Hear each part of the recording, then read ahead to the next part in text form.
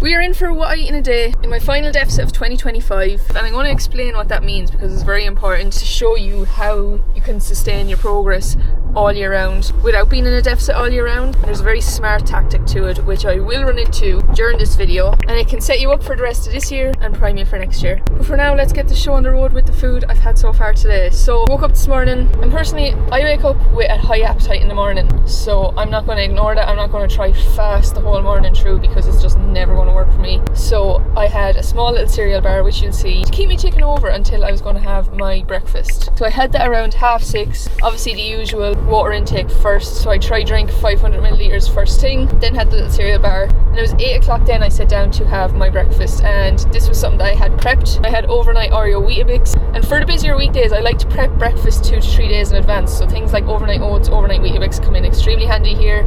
I want to make sure they're really tasty. I want to make sure I'm looking forward to my breakfast. That's why I went with the good old Oreo flavour. I've now just secured a coffee, and my coffee of choice is an Americano, and it's not for the sake of being in a deficit or saving calories.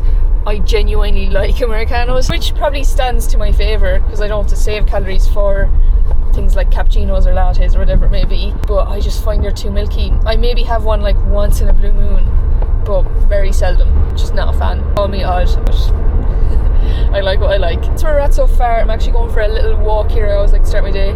Little walk, a little bit of daylight, and the goal is to share as much advice as I can through this video, so that's what we'll be doing. I shall catch up with you after this walk.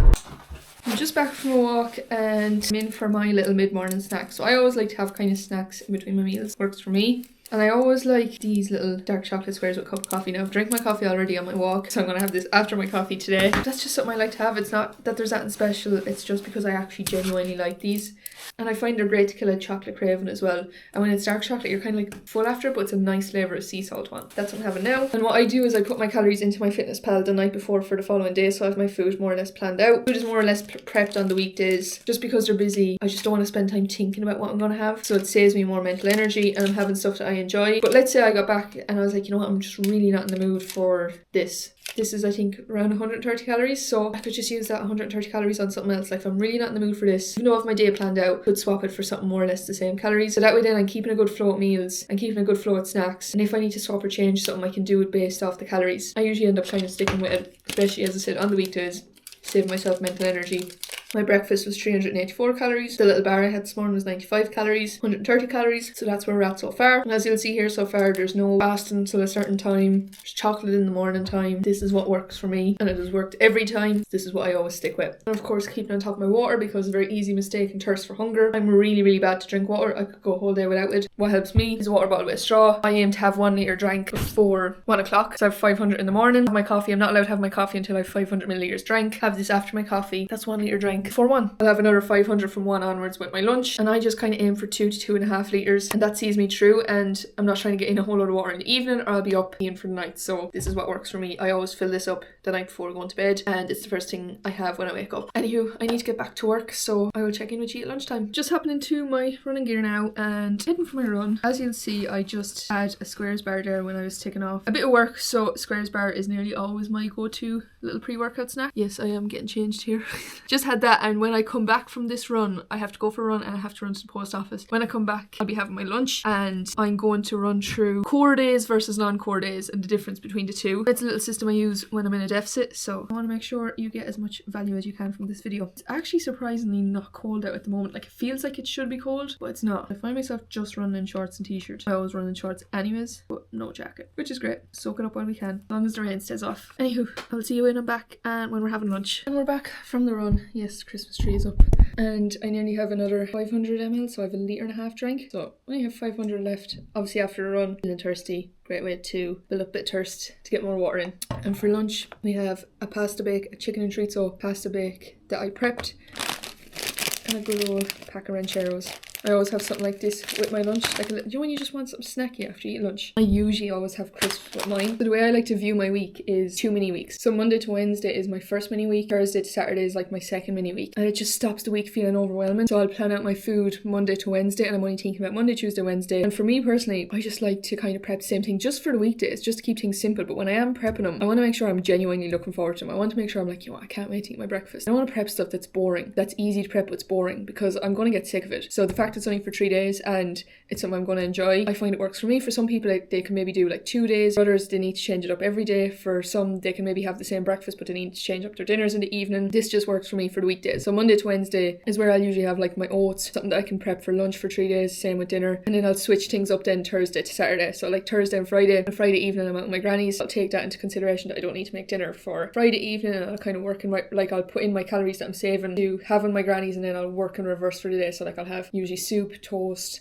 and 2 biscuits with my granddad, so I'll put all of that in and work in reverse for my breakfast and lunch for the day. But it's convenient, it saves me energy, that's all I care about on the weekdays. And then I view my weekends as, okay, do you know what, I'm not like strapped to time as much. I can make food way more exciting, and I can factor in like takeaways, or if I'm going to cinema or whatever I'm doing, I can factor it in. So I look forward to being able to like take a break from this routine per se, but at the same time my routine suits me because it's all foods that I enjoy. So what I was saying earlier about core days is, like, my weekdays are my core days. So when I'm looking at my calories, I'm looking to spread them out nicely across the day. So maybe having, like, for example, 400 to 450 calories with breakfast, 450 to 500 calories with lunch, maybe 500 calories with dinner, saving 300 whatever calories for snacks across the day. That's like how I keep my core structure on the busier weekdays, to make sure I'm feeling satisfied, I'm feeling fueled, that I'm not just like living off 200 calorie protein bar for breakfast one morning, I'm starving come the evening, cravings are through the roof. I work with my hunger the best I possibly can, and what I find works for me is obviously my breakfast, mid-morning snack, my lunch, my dinner, a snack afterwards. I lean into where I'm kind of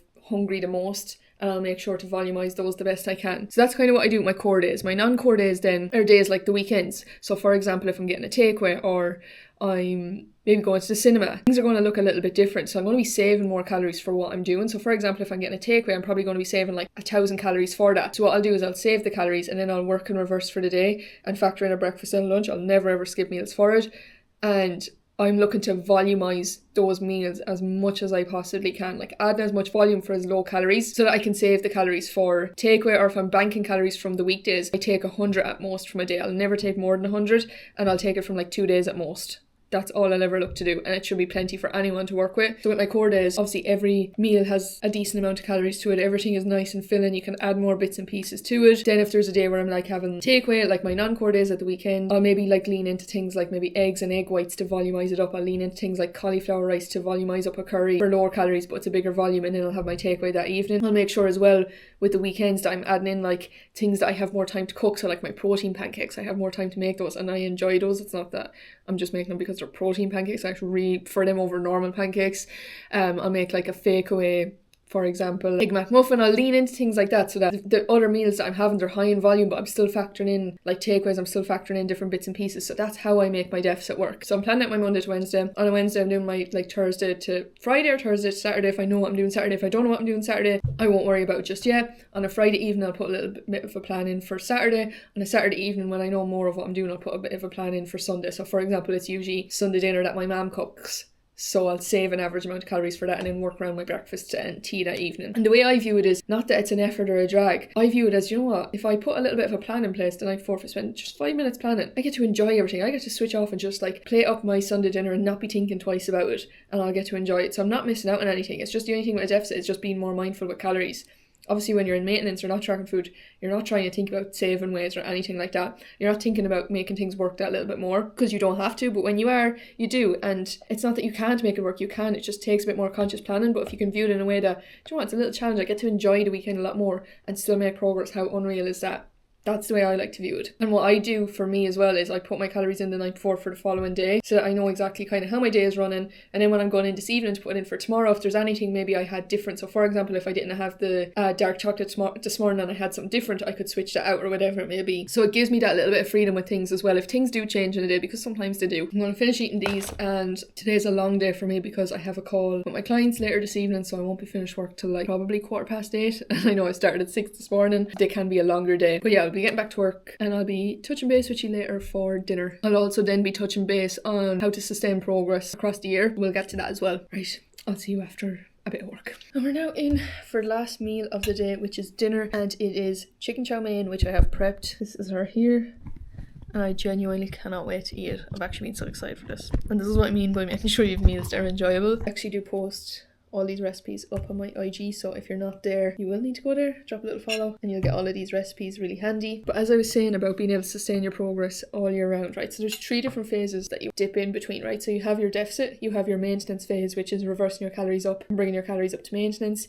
You have your time off tracking food then as well, which is really important. And if you're clever about it, you can make that work to your advantage and be able to sustain your progress all year round. So come Christmas time, I'll be reversing out my deficit up to maintenance. From there, taking a bit of time off tracking food, switching off and enjoying the Christmas. Usually around the start of the year is when I'll kind of do a little bit of a deficit, reverse out up to maintenance, take a bit of a break from tracking food, especially like around summertime, again back into a little bit of a deficit, tidy things back up again, reverse out, maintenance. And the hardest part about progress isn't the deficit. Everyone can do that. Everyone get that little spark of motivation, stick with something for 6 to 8 weeks, and then they go back to square one because they never stick around to learn how to reverse out, how to maintain your progress. It is literally the missing piece to everyone's puzzle, and it's the reason everyone ends up back to square one. It's the reason when you get back to square one, you look for a quick fix because you want to like be like, oh, I need to progress fast.